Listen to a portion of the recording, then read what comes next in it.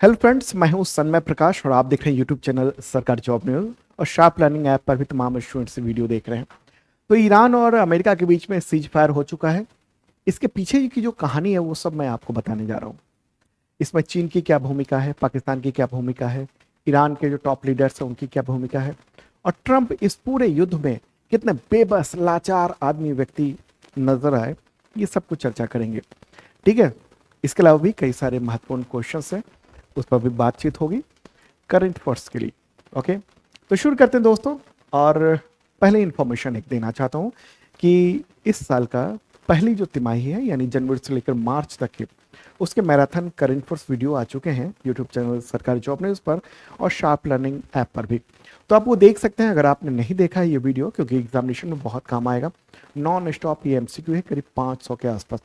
इसका पीडीएफ भी अवेलेबल है, एमसीक्यू डिटेल नोट्स, ये सब कुछ। और वो पीडीएफ आपको मिलेगा शार्प लर्निंग ऐप पर जिन लोगों ने करंट अफेयर्स का बैचेज वगैरह लिया हुआ है। तो मैंने इस वीडियो का लिंक इस वीडियो के डिस्क्रिप्शन में दे दिया है, आप देख सकते हैं। तो शुरू करते हैं और पहला इंपॉर्टेंट क्वेश्चन सिंपल सा, फिर डिटेल बात करेंगे कि किसकी मध्यस्थता में ईरान और अमेरिका के बीच में 2 हफ्ते के सीज फायर उस पर सहमति बन गई है। आंसर होगा पाकिस्तान। ठीक है, अब मुद्दे पर आते हैं, बात करते हैं। देखिए, अमेरिका और ईरान के बीच में 40 दिनों से जंग चल रही थी, युद्ध चल रहा था, और आखिरकार 2 हफ्ते के सीज फायर पर सहमति बन गई है। ट्रंप ने ईरान की 10 शर्तों को मंजूरी दी है, ऐसी खबरें आ रही हैं। और ट्रंप ने शाहबाज शरीफ और पाकिस्तानी जो जनरल हैं उनका इस्तेमाल इज्जत बचाने के लिए किया है, ऐसा कहा जा रहा है। अमेरिकी राष्ट्रपति डोनाल्ड ट्रंप का कहना है कि यह फैसला पाकिस्तान के प्रधानमंत्री शाहबाज शरीफ और आर्मी चीफ उनके अपील पर किया गया। सीज फायर से पहले आपको पता है कि ट्रंप ने ईरान को कड़ी चेतावनी दी थी कि अगर स्ट्रेट ऑफ हॉर्मुज से जहाजों को सुरक्षित रास्ता नहीं मिलता है तो पूरी की पूरी सभ्यता को खत्म कर देंगे, ईरान की सभ्यता को खत्म कर देंगे, और तमाम इंफ्रास्ट्रक्चर उन सब पर हमले की धमकी दी थी। इसके बाद पूरी दुनिया में हलचल मच गई थी और पोप ने भी आलोचना की थी ट्रंप की कि ये बिल्कुल गलत कदम उठाने जा रहे हैं आप। और ईरान में भी मतलब एकता नजर आई। क्या, जितने पावर प्लांट हैं, जितने पुल हैं, उनके आसपास ह्यूमन चेन बना लिया था। लाखों लाखों लोगों ने कहा कि बम गिराना है तो गिराओ, हम पर गिराओ, ये प्लांट अगर उड़ेगा तो मैं भी उड़ूंगा। ऐसा ही वहां की जनता ने जो खबरें आई, ठीक है, उसके बाद फिर प्रेशर तो और बढ़ गया था पूरी दुनिया से। और ट्रंप के सामने ये था कि हम अपनी इज्जत बचाएं तो कैसे बचाएं। तो ट्रंप ने क्या कहा है? ट्रंप ने कहा है कि अभी कि हमने जो सीज फायर है उसको लेकर हमें 10 पॉइंट्स मिले हैं ईरान से और हम बातचीत कर रहे हैं। और ये अब इस्लामाबाद में बातचीत होगी 11 अप्रैल से लगातार, यानी पाकिस्तान की राजधानी इस्लामाबाद में। और फिलहाल 2 हफ्ते के लिए स्टेट ऑफ हॉर्मुज खोलने की मंजूरी दे दी गई है। ये सब चीज़ें हुई हैं। ठीक है। दूसरी तरफ ईरान ने भी इसकी पुष्टि कर दी है कि हाँ, ये हुआ है। और फिलहाल जो ना युद्ध कुछ वक्त के लिए वो रोका जा रहा है, सीज फायर किया जा रहा है। अब सवाल होगा कि ये सीज फायर हो कैसे गया जो नहीं हो रहा था। न्यूयॉर्क टाइम्स की खबर है, उसके मुताबिक ये डील आखिरी समय में चीन की दखल के बाद संभव हो पाया। आपको बताऊं कि ट्रंप ने पहले 15 पॉइंट दिए थे जिसको खारिज कर दिया था ईरान ने 5 पॉइंट दिए थे, और वो जो 5 पॉइंट थे वो ट्रंप के लिए शर्मिंदा करने वाले थे।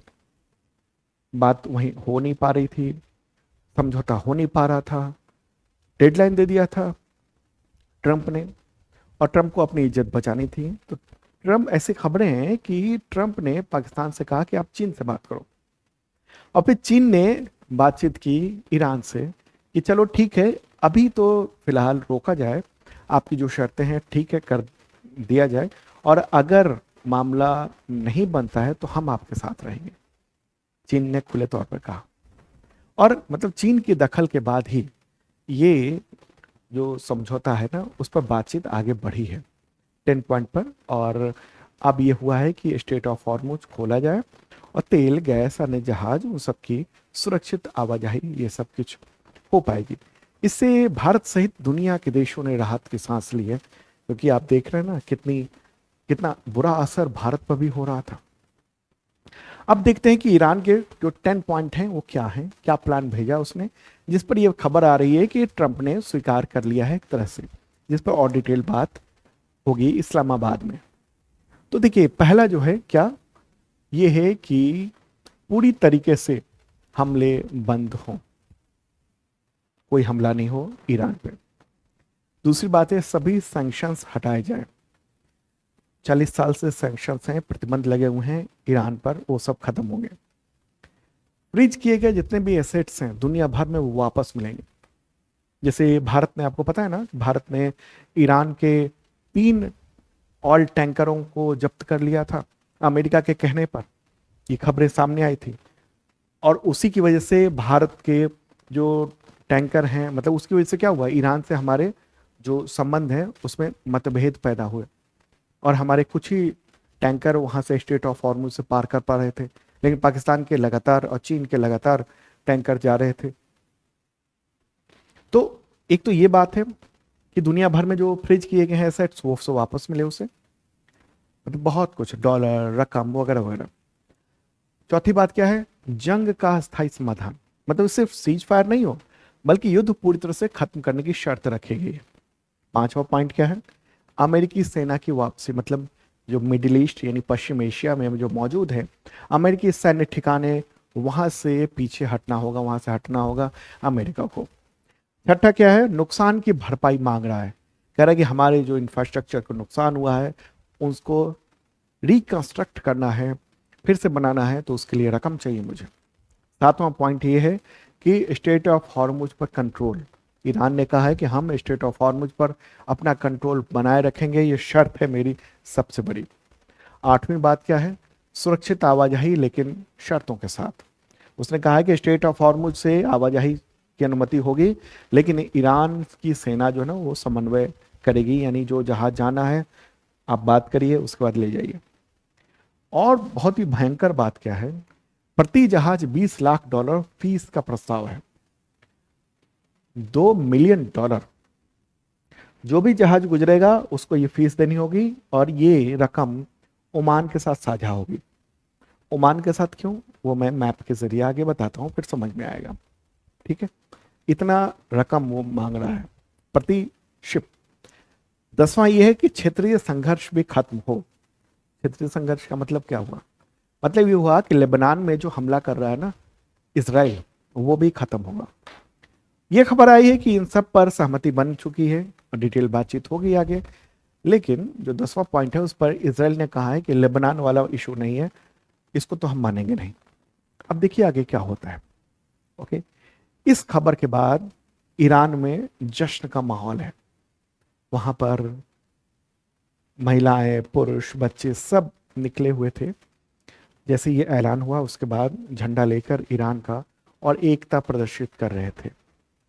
अब क्या होगा आगे, अब राहत की खबर यह है कि सीज फायर के तहत अगले 2 हफ्ते तक हॉर्मुज जो जल डमरू मध्य है यहाँ पर, यानी स्टेट ऑफ हॉर्मुज, वो खोल दिया गया है। और इसकी तस्दीक ईरान के विदेश मंत्री ने भी की है। ईरान के विदेश मंत्री, उन्होंने कह दिया है कि हाँ, ये जो युद्ध विराम है फिलहाल वो हो रहा है, और स्टेट ऑफ हॉर्मुज से निकलने जो शिपिंग होगी वो कंट्रोल ट्रांजिट के तहत होगी। ठीक है, आपको पता है कि ये जो रूट है यहाँ पर, ये पूरी तरह से बंद हो गया था, लगभग कुछ ही देशों को अनुमति थी ले जाने की।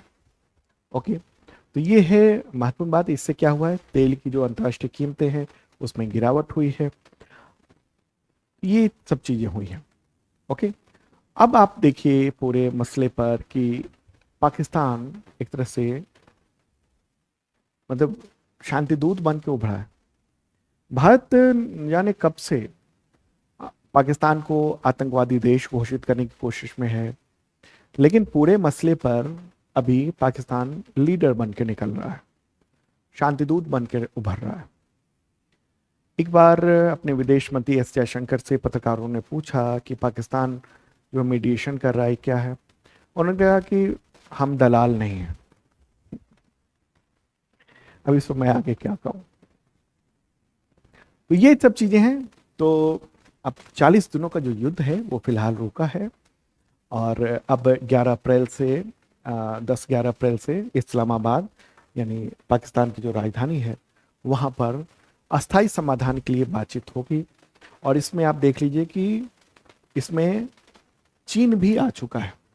ठीक है, चीन के कहने पर ही ईरान बात मानी है। मतलब कि इस पूरे वार्ता में चीन का भी दखल बहुत जबरदस्त रहने वाला है। ठीक है, अ, आप एक और चीज बताऊं आपको कि ईरान ने पाकिस्तान को धन्यवाद दिया है। इस पूरे मीडिएशन में जो काम किया, युद्ध को समाप्त करवाने के लिए, युद्ध विराम करवाने के लिए, वो महत्वपूर्ण भूमिका रही है। और उन्होंने कहा है कि अगर ईरान पर हमले बंद हो जाते हैं तो ईरान की सेनाएं भी जो रक्षात्मक कार्रवाई है वो रोक देगी। और ये रुक गया है। ईरान के जो सुप्रीम लीडर हैं इस वक्त कौन है? तो अयातुल्ला मुज्तबा खामनेई, जो सीनियर खामनेई थे उनके बेटे। तो उन्होंने कहा है कि अपने पूरी जो सैन्य इकाइयां हैं उनको कि सभी सैन्य यूनिट फायरिंग रोक दें। फायरिंग का मतलब जो मिसाइल लॉन्च कर रहे हैं वो। और ये खबर ईरान के सरकारी न्यूज चैनल IRIB उस पर पढ़ा गया है। ठीक है, उसमें ये कहा गया है कि सभी सैन्य शाखाएं निर्देशों को पालन करेंगे और तुरंत फायरिंग बंद करेंगे, यानी लॉन्चिंग बंद करेंगे। बयान में यह भी कहा गया है कि फिलहाल ये जंग का अंत नहीं है बल्कि एक अस्थायी कदम है। इसके बावजूद सभी सैन्य इकाइयों को सख्ती से ये आदेश का पालन करने को कहा गया है। अब कहेंगे इसका मतलब क्या हुआ? वो तो सीधे कह सकते थे ना।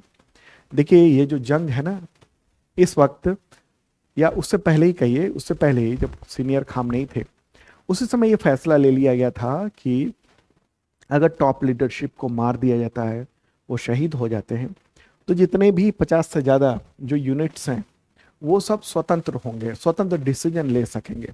ठीक है, उनको फिर पूछने की ज़रूरत नहीं है कि हम आगे क्या करें, कैसे करें, वगैरह वगैरह।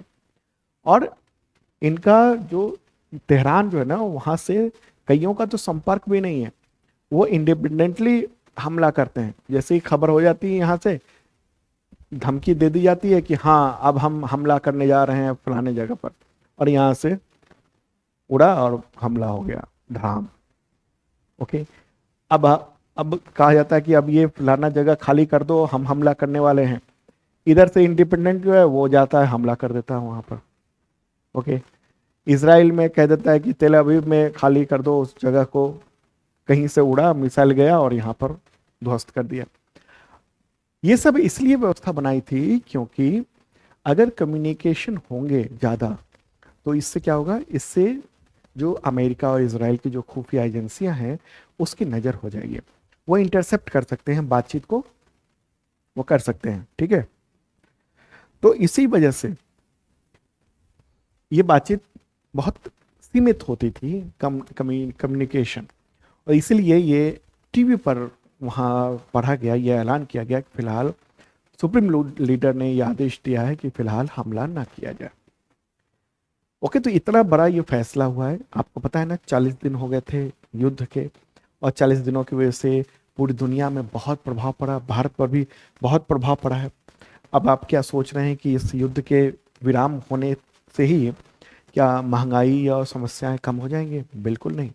इसको ठीक होने में 4 से 6 महीने लगेंगे। जो नुकसान हुआ है भारत को भी, भारत को क्या नुकसान हुआ है? भारत के आपके हर ज़्यादातर चीज़ों के रेट बढ़ चुके हैं। अब पेट्रोल डीजल को छोड़ दीजिए तो हर चीज़ के आपके यहाँ अगर AC है उसके रेट बढ़ गए हैं, उसके जो गैस है उसकी कीमतें बढ़ गई हैं।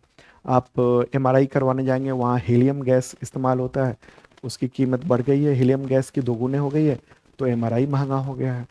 ठीक है, CT स्कैन महंगा हो गया है।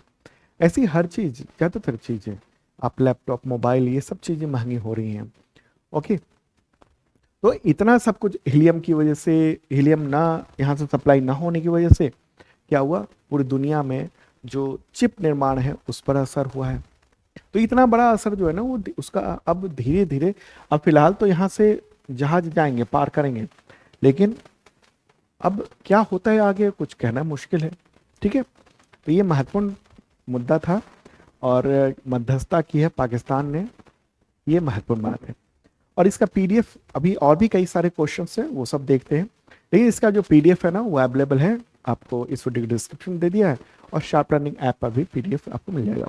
और अगर आप करंट अफेयर्स की शानदार तैयारी करना चाहते हैं अपने एग्जामिनेशंस के लिए, तो उसके लिए बैचेज हैं। बेसिक मेंबरशिप बैच है, दूसरा है आईएसपीसीएस मेंबरशिप बैच। और इसमें क्या मिलता है आपको, पिछले 2 सालों के करंट अफेयर्स अगले 1 साल तक अपडेट मिलता रहता है, पीडीएफ वीडियो मॉक टेस्ट, ये वीकली मंथली क्वार्टरली ईयरली ये सब कुछ मिलता है।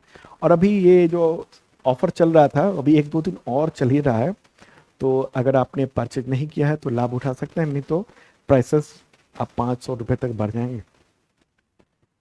शार्प लर्निंग ऐप का लिंक इस वीडियो के डिस्क्रिप्शन में दिया हुआ है। चलिए आगे बढ़ते हैं। अगला क्वेश्चन है, यस बैंक के नए प्रबंध निदेशक और सीईओ यानी एमडी और सीईओ कौन बने हैं?